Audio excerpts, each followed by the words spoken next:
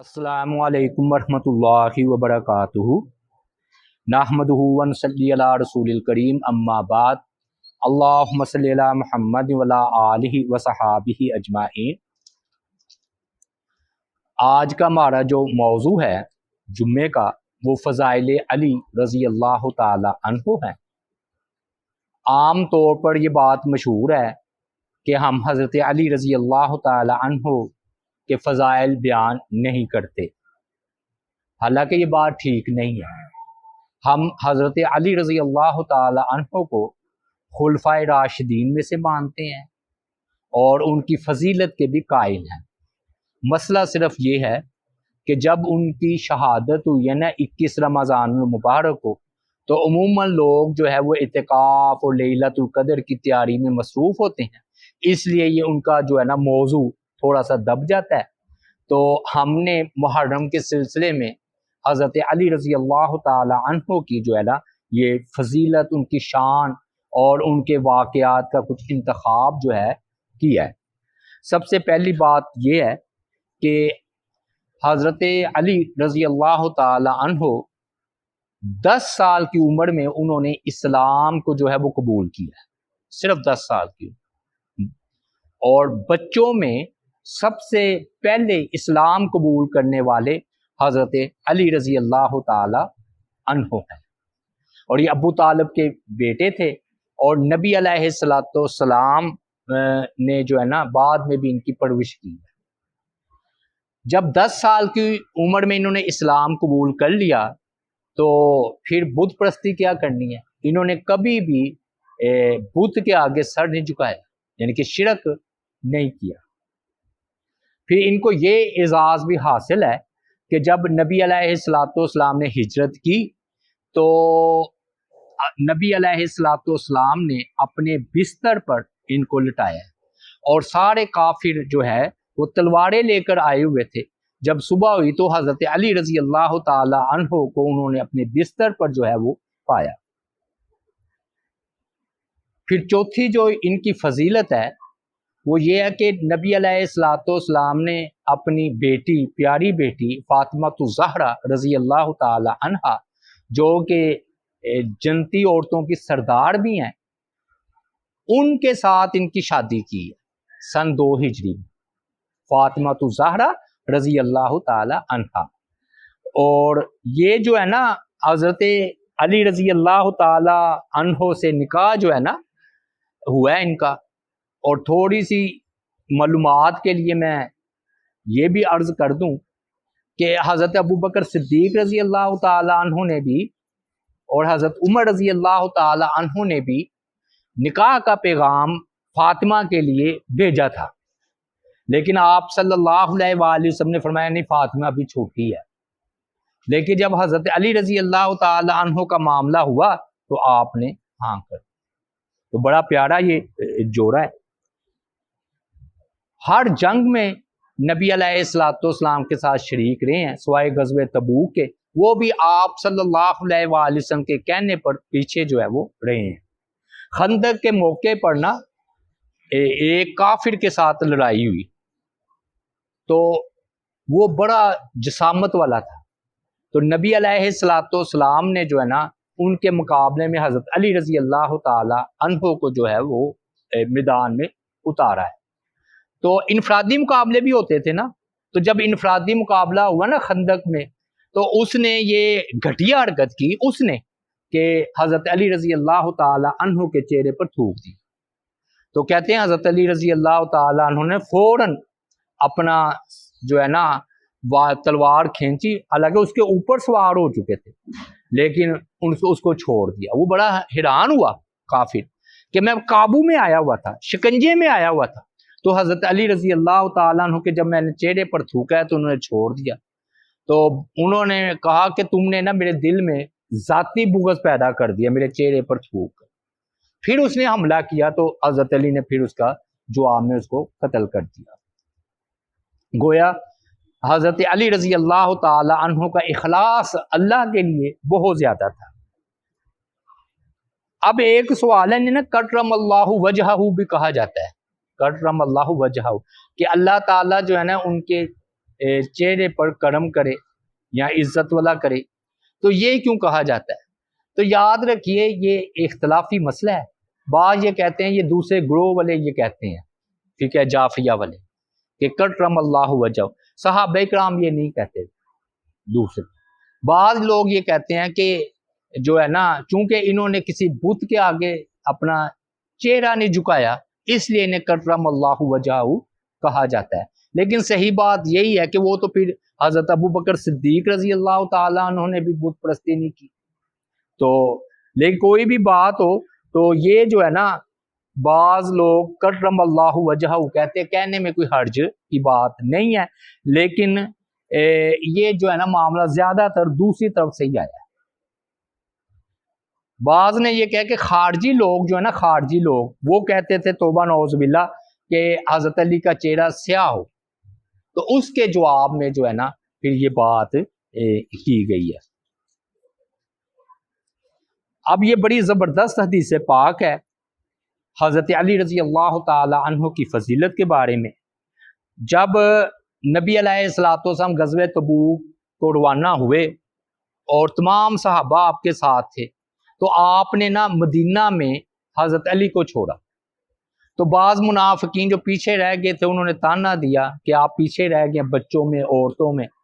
تو پھر حضرت علی رضی اللہ تعالی عنہ نا پیچھے گئے ہیں نبی علیہ الصلوۃ والسلام کے. آپ روانہ ہو چکے تھے، راستے میں حضرت علی رضی اللہ تعالی عنہ ملے ہیں نبی علیہ الصلوۃ والسلام سے، اور حضرت علی رضی اللہ تعالی عنہ نے فرمایا کہ آپ مجھے بچوں میں، عورتوں میں اور منافقین میں چھوڑ کر جا رہے ہیں، تو میں نے بھی آپ کے ساتھ جانا ہے. تو پھر آپ نے تسلی دیتے ہوئے فرمایا کہ علی، کیا تم یہ پسند نہیں کرتے کہ تمہاری اور میری مثال ہارون اور موسیٰ علیہ الصلوۃ والسلام کی ہے؟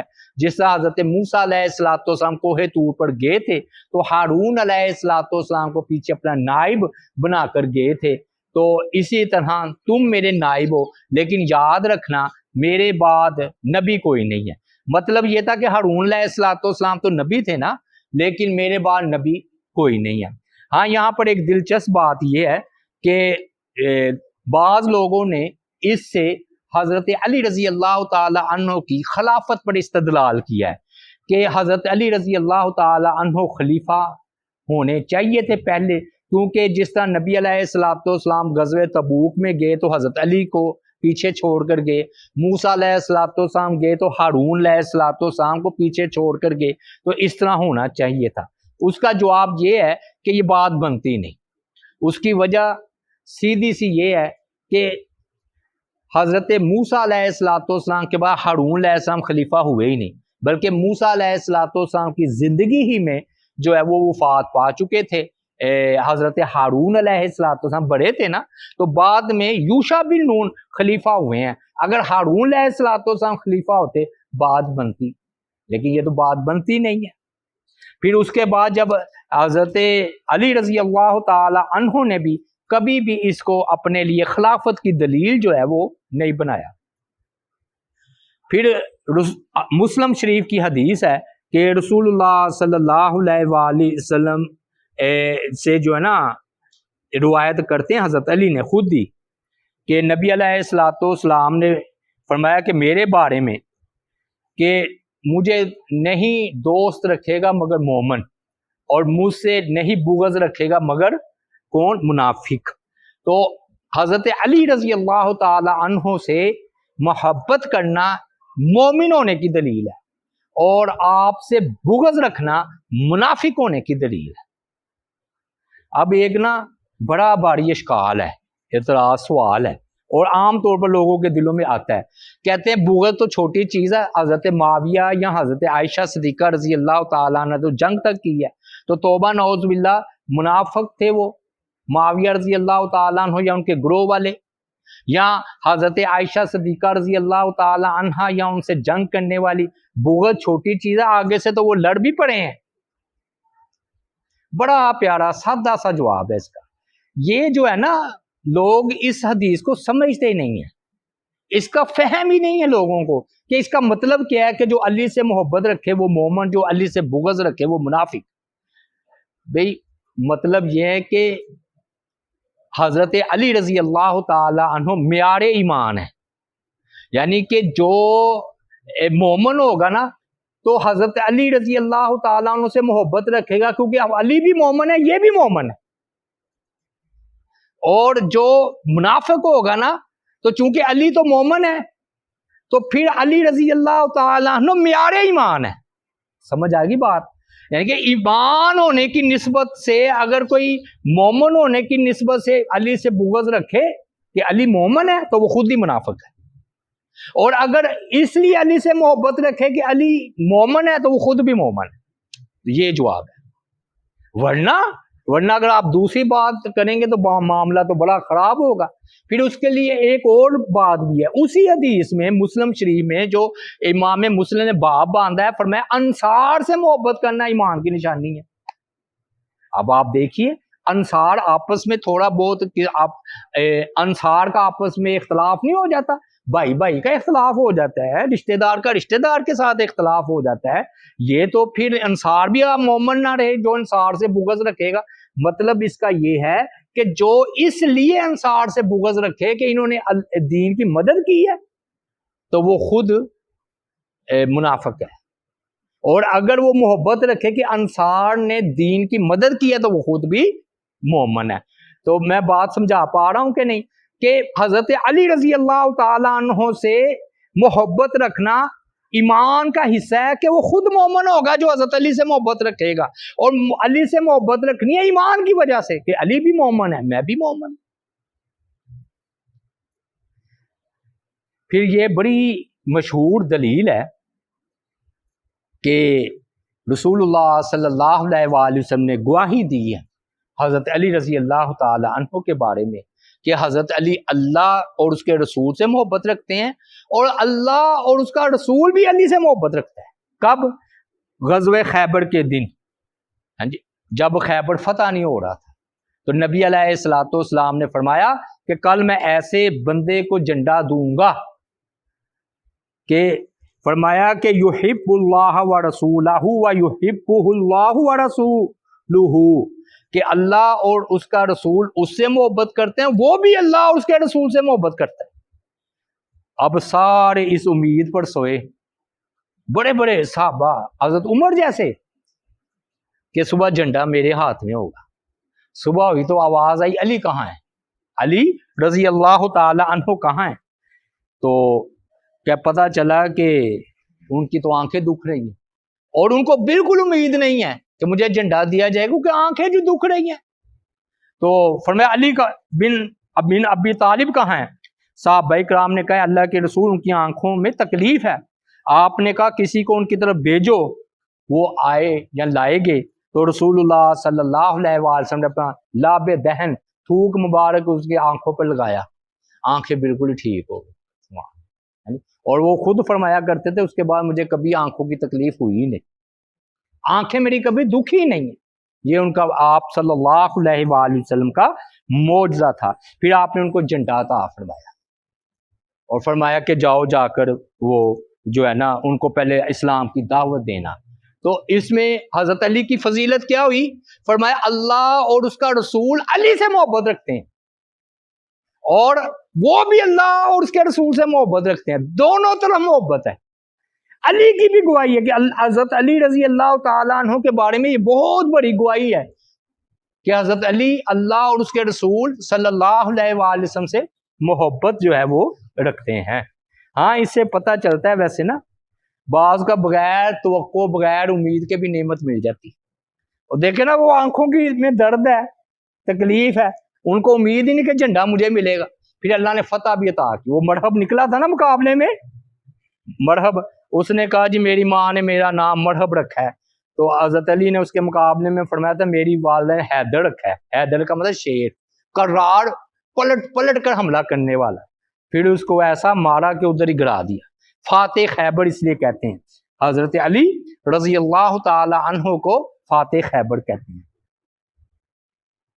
پھر رسول اللہ صلی اللہ علیہ وآلہ وسلم نے فرمایا کہ انا علی منی وانا منہ، ترمذی کی روایت ہے، میں علی مجھ سے ہے اور میں علی سے ہوں۔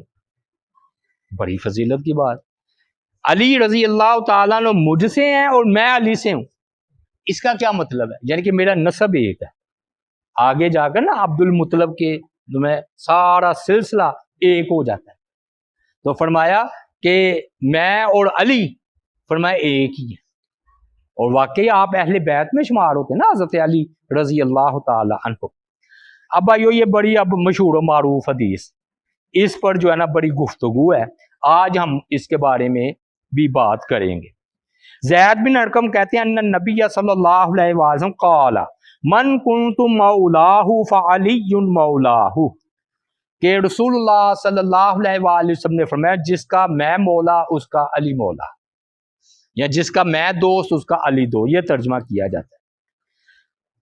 اب اس سے بھی نا خلافت پر دلیل لی جاتی ہے، جی حضرت علی رضی اللہ تعالیٰ عنہ کو خلیفہ ہونا چاہیے۔ اب یہ خلافت کا بھی میں معاملہ طے کر دوں، حل کر دوں، بھئی کیا ضرورت ہے ایسے الفاظ سے خلافت کی دلیل لانے کی جس کے کئی معنی ہوں؟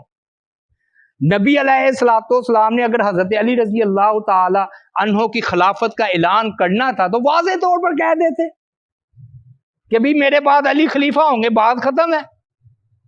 معلوم ہوا کہ دائیں بائیں جانا، کبھی کہنا کہ بھی میرے بعد تیری اور میری اس میں موسیٰ اور ہارون کی ہے، کبھی مولا سے دلیل لا رہے ہیں۔ بے سیدھی طرح نبی علیہ الصلوۃ والسلام فرما دیتے۔ کیا خوف تھا آپ صلی اللہ علیہ وآلہ وسلم کو کہ آپ نے کیوں نہیں اعلان کیا کہ میرے بعد علی ہی بلا فصل خلیفہ ہوں گے؟ کہ آج بعض لوگوں کو اذان میں یہ کہنے کی ضرورت پیش آ گئی ہے کہ علی ولی اللہ بلا فصل، کہہ دیتے نا۔ بعد میں سمجھا پا رہا ہوں کہ کیا میں ایک واضح الفاظ ہیں یہ عربی میں کہ بھی آپ میرے بعد یہ میرے خلیفہ ہوں گے، نائب ہوں گے، بات ختم ہو جاتی ہے۔ اب مولا سے دلیل۔ دوسری بات، مولا کے نا اصل میں کئی معنی ہے، ایک معنی تو ہے نہیں کہ مالک کو بھی کہتے ہیں، جس کا میں مالک اس کا علی مالک، انعام یافتہ، آزاد کرنے والا، مدد کرنے والا، محبت کرنے والا، پڑوسی، غلام۔ بعض نے تو 22 معنی بیان کیا مولا کے۔ تو اس سے یہ ثابت کرنا کہ آپ خلیفہ ہوں گے کیسے ثابت ہوگا جبکہ ایک لفظ ہے اس کے کئی معنی ہیں۔ دوسری بات یہ نا آپ نے کیوں فرمایا تھا؟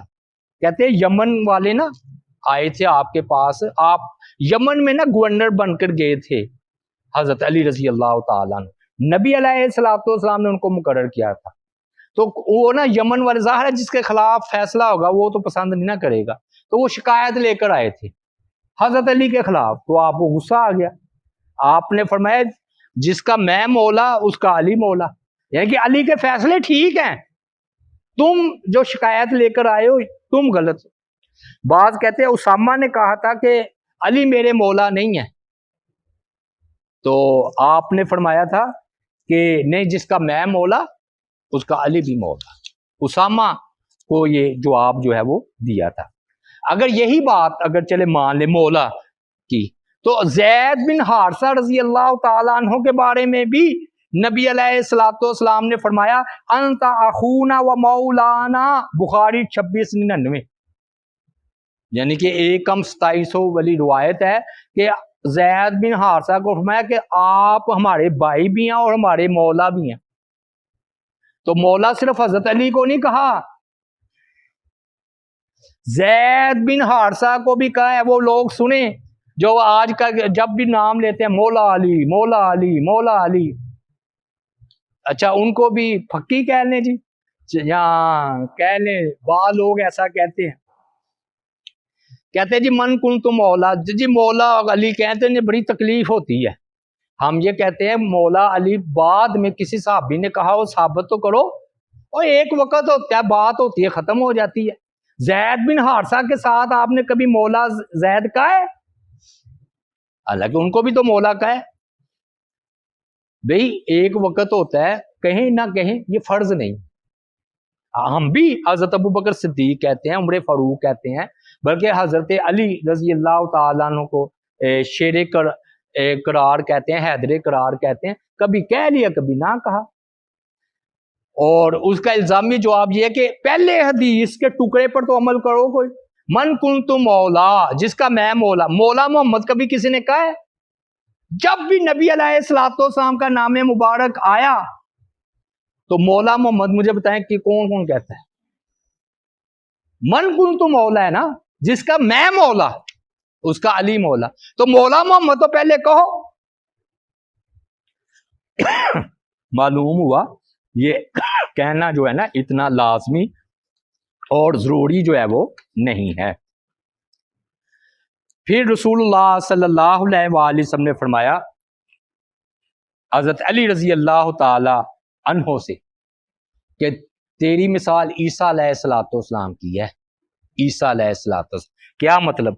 عیسیٰ علیہ الصلوۃ والسلام کے معاملے میں دو گروہ گمراہ ہوئے. ایک ان کو محبت کرنے والا کہ اتنا اوپر لے کے حضرت عیسیٰ علیہ الصلوۃ والسلام کو اللہ کا بیٹا ہی بنا دیا، وہ بھی گمراہ. اور ایک یہودی توبہ نعوذ باللہ، انہوں نے مریم رضی اللہ تعالی عنہ پر بھی الزام لگایا، اور توبہ نعوذ باللہ بات مناسب ہی نہیں ہے جو انہوں نے حضرت عیسیٰ علیہ الصلوۃ والسلام کو بھی توبہ نعوذ باللہ ان پر بھی الزام لگایا. تو دونوں گروہ گمراہ، نفرت سے گمراہ ہونے والے یہودی عیسیٰ علیہ الصلوۃ والسلام کے بارے میں، اور محبت میں گمراہ ہونے والے جو ہے وہ عیسائی. بالکل اسی طرح حضرت علی رضی اللہ تعالی عنہ کے معاملے میں جو ان سے غلو کرتے ہوئے محبت میں ان کو بڑھا دیتا ہے، اور واقعی ایسا گروہ ہے کہ جو ان کو ان کا مقام نہیں دیتا بلکہ ان کو ان کے مقام سے بڑھا دیتا ہے. جیسے عیسیٰ علیہ الصلوۃ والسلام کون ہے؟ اللہ تعالیٰ کے بندے ہیں، اس کے رسول ہیں، لیکن ان کو خدا کا بیٹا کہنا غلو ہے نا غلو. اسی طرح حضرت علی رضی اللہ تعالیٰ عنہ چوتھے خلیفہ ہیں. اگر کوئی کہتا ہے کہ پہلے خلیفہ ہیں، یہ غلو ہے. اگر کوئی کہتا ہے کہ حضرت علی رضی اللہ تعالیٰ عنہ توبہ نعوذ باللہ نبی ہیں، وہ بھی غلو ہے. کوئی کہتا ہے کہ وہ امام ہے، معصوم ہے، جس طرح کے نبی معصوم ہوتا ہے. یاد رکھیے یہ بعض لوگوں کا یہ عقیدہ ہے کہ امام معصوم ہوتا ہے جس طرح نبی معصوم ہوتا ہے، اور 12 امام ہے نا تو حضرت علی بھی امام ہے. تو امام لفظ وہ بولتے ہیں لیکن صفات وہ نبیوں والی اماموں میں ڈالتے ہیں، تو یہ غلو ہوا. اور حضرت علی رضی اللہ تعالیٰ عنہ کے خود دور میں ان کو خدا کہنے والا، الہ کہنے والا پیدا ہو گیا فرقہ. حضرت علی رضی اللہ تعالیٰ عنہ نے ان کو آگ میں جلایا، پھر بھی وہ کہہ رہے تھے آپ الہ ہیں. تو بعد میں کسی صحابی کو پتا چلا، تو غالباً عبداللہ بن عباس کو، تو انہوں نے کہا اگر میں ہوتا تو حضرت علی کو روکتا، کیونکہ نبی علیہ الصلوۃ والسلام نے فرمایا کہ کوئی بندہ کسی کو آگ کا عذاب نہ دے، یعنی کہ یہ اللہ کی شان ہے جہنم میں وقنا عذاب النار، اللہ میں آگ کے عذاب سے بچائے، کہ اللہ کی یہ شان ہے کہ اللہ تعالیٰ کی ذات پاک بندے کو جو ہے نا آگ کا عذاب دے.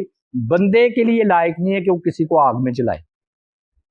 تو اب ان کو خدا کہہ رہے تھے. تو یہ ہوئے سارے گمراہ، غلو کر گئے نا جیسے عیسیٰ علیہ الصلوۃ والسلام کے بارے میں. اور آپ آج دیکھ لیں ایک گروہ ہے کتنی ان کی شان بیان کرتا ہے، کتنی شان ان کو ان کے مقام سے بڑھاتا ہے. پھر دوسرا ہے یہودی جو کہ ان سے عیسیٰ علیہ الصلوۃ والسلام سے نفرت کر کے گمراہ ہوئے نا گمراہ. تو ان میں ہے خارجی لوگ. خارجی لوگوں نے توبہ نعوذ باللہ من ذالک، انہوں نے تو حضرت علی کو کافر تک کہا، توبہ نعوذ باللہ. یہ دونوں گمراہ، دونوں گمراہ. اس لیے اعتدال یہ ہے کہ حضرت علی رضی اللہ تعالی عنہ کو اتنا ہی مقام دیا جائے جتنا احادیث کہہ رہی ہیں، جتنا اللہ کے رسول نے ان کو جو ہے وہ مقام دیا ہے. اب یاد رکھیے حضرت جو ہے نا علی رضی اللہ تعالی عنہ، ان کا یہ معاملہ سمجھ لیں کہ جو مجھے ان کی بہت پیاری صفت لگی ہے نا وہ یہ ہے کہ یہ قاضی بے مثال تھے، فیصلے بڑے شاندار زبردست کرتے تھے. اور ابو بکر، عمر، عثمان جیسے بڑے بڑے صحابہ ان کے دور میں قاضی ان کو مقرر کیا جاتا تھا اور یہ فیصلے کیا کرتے تھے، بلکہ بعض کا اگر کوئی غلط فیصلہ ہوتا تھا تو پھر یہ صحیح رائے دیتے تھے. حضرت علی رضی اللہ تعالیٰ، بڑا مشہور واقعہ ہے کہ عثمان غنی رضی اللہ تعالیٰ عنہ کے غالباً دور میں ایک عورت شادی ہوئی 6 مہینے بعد اس کے بچہ ہو گیا، تو انہوں نے کہا 9 مہینے بعد بچہ ہوتا ہے تو یہ 6 مہینے بعد کیوں ہو گیا ہمیں؟ تو یہ نجائز ہے، یعنی کہ شادی بعد میں ہوئی ہے، پہلے نجائز کام ہوا ہے تو یہ معاملہ ہوا۔ تو میں الفاظ اختیار سے بول رہا ہوں، کسی اور نے بھی سننے ہیں۔ تو بہرحال پھر وہ جب حضرت علی رضی اللہ تعالی عنہ کے پاس معاملہ آیا تو انہوں نے کہا قرآن کہہ رہا ہے کہ دودھ پلانے کی اور جو ہے نا وضع حمل کی مدت 30 ماہ ہے، 30 ماہ 2.5 سال، تو 24 ماہ نکال کر باقی 6 مہینے ہو گئے، تو اگر شریعت کی روح سے جایا جائے تو یہ ٹھیک ہے۔ بڑا گہرا استدلال تھا، یعنی کہ 6 مہینے کا بچہ ہو پیدا ہو جائے وہ بالکل اسی بچے کا کہلائے گا، الا کہ کوئی اور دلیل ہو، وہ الگ بات ہے۔ لیکن اگر شادی ہوئی ہے اور 6 مہینے بعد بچہ ہو جائے تو بچہ اسی کا ہوگا شمار۔ دوسرا 3 باتیں کر کے ہم بات کو سمیٹتے ہیں۔ جب 3 باتیں ان کی بڑی مشہور و معروف ہیں، تو عقل میں بھی بڑے یہ تیز تھے حضرت علی رضی اللہ تعالیٰ۔ ان سے کسی نے پوچھا حضرت علی سے کہ دنیا کے بارے میں بتائے کہ دنیا کی حقیقت کیا ہے، تو حضرت علی رضی اللہ تعالیٰ عنہ نے فرمایا لمبا بیان کروں یا مختصر؟ تو انہوں نے کہا مختصر کریں۔ فرمایا کہ اس کے حرام میں عذاب ہے، دنیا کا جو حرام مال ہے اس میں عذاب ہے، اور جو حلال ہے اس میں حساب ہے۔ حرام مال میں عذاب ہے، بندہ حرام مال کھائے اس میں عذاب ہے، اور اگر حلال بھی کھائے تو قیامت والے دن اس کا حساب ہے۔ دیکھیں کتنی جامع بات کی حضرت علی رضی اللہ تعالیٰ عنہ۔ پھر ایک جو آخرت کو نہیں مانتا تھا وہ آئے حضرت علی رضی اللہ تعالیٰ عنہ کے پاس، تو فرمایا کہ اگر بات اسی طرح جس طرح تو کہہ رہا ہے کہ آخرت کوئی نہیں، مرنے کے بعد کوئی نہیں اٹھنا، تو کوئی بات نہیں، تم بھی مٹی میں بھی مٹی، ختم ہو گئی نا بات۔ لیکن اگر مسئلہ ایسے نکل آیا جیسے میں کہتا ہوں تو میں نے تو بچ جانا، کیونکہ میں تو جنت کے لیے نیکیاں کر رہا ہوں، تم نے پھنسا نا۔ کیسا جواب! وہ مانتے ہی نہیں تھا کسی بات کو نا، دہریا آخرت کو، کہ بھی مٹی میں مٹی ہے نا، تو کوئی بات نہیں، ختم ہے، تم بھی ختم میں بھی ختم، رولا کس بات ہے، شور کس بات کا ہے، تم نے بھی مٹی ہو جانا ہے، ہم نے بھی مٹی ہو جانا ہے۔ لیکن اگر معاملہ ایسے نکل آیا جیسے میں کہہ رہا ہوں، میرے نبی کہہ رہے ہیں، میری کتاب قرآن کہہ رہا ہے کہ آخرت آئے گی، مردے اٹھائے جائیں گے، تو ہم نے تو بچ جانا، تم نے پھنس جانا۔ اور تیسری بات تقدیر کے بارے میں، کہ وہ جو ہے نا کہ انسان نہ مختار ہے نہ مجبور ہے، تو مشہور بات ہے۔ تو حضرت علی رضی اللہ تعالیٰ عنہ کے پاس آیا، انہوں نے کہا جی بندہ کتنا مختار ہے، کتنا مجبور ہے؟ تو انہوں نے کہا 1 قدم اٹھاؤ۔ جب 1 قدم اٹھایا تو فرمایا اب دوسرا اٹھاؤ، جب دوسرا اٹھایا تو نہ اٹھا۔ تو فرمایا بندہ اتنا مختار ہے اور اتنا بندہ جو ہے وہ مجبور ہے۔ بھائیو، یہ میں نے حضرت علی رضی اللہ تعالیٰ عنہ کی شان بیان کی۔ اللہ تعالیٰ سے دعا ہے کہ اللہ تعالیٰ ہمیں ان سے محبت کرنے کی توفیق عطا فرمائے۔ وما علینا الا البلاغ المبین۔